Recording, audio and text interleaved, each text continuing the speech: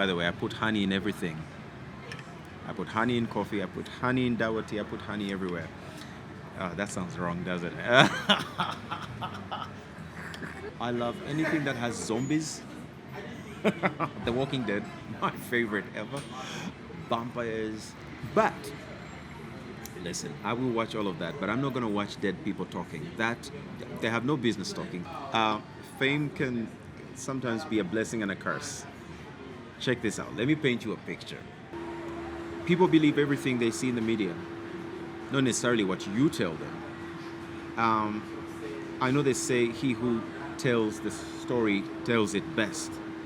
You find that somebody meets you for the first time and they already have an assumption of who you are based on what they've heard or what they've read in the news.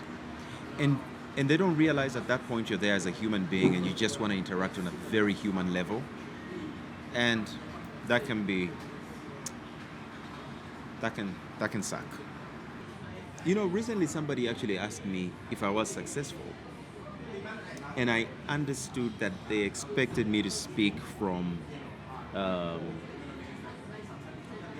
position of finance or awards and accolades and you know, the whole thing with being famous. I feel I'm successful because every time I look in the mirror, I see the young boy that I was. Me being an artist and doing whatever I've done hasn't changed me and hasn't taken away that depth of who I was as a kid. There's people that have been lovely to me, very good people, and I've hurt them deeply, not on purpose, but situations could do that to somebody. But I hope by the time the album is out, maybe it's out now when somebody watches this, I hope those people, they know themselves. They're not too many, thank God, but I still carry the guilt. I hope I can do good where I did wrong. I hope I can fix that, and I know I will. Because it's fixable, thank God. Because there's things you cannot fix. These, I can fix. I just need to fix them. In 2020, just like everyone else in the world, I struggled with the pandemic. And I did announce to the people that I was retiring from the music.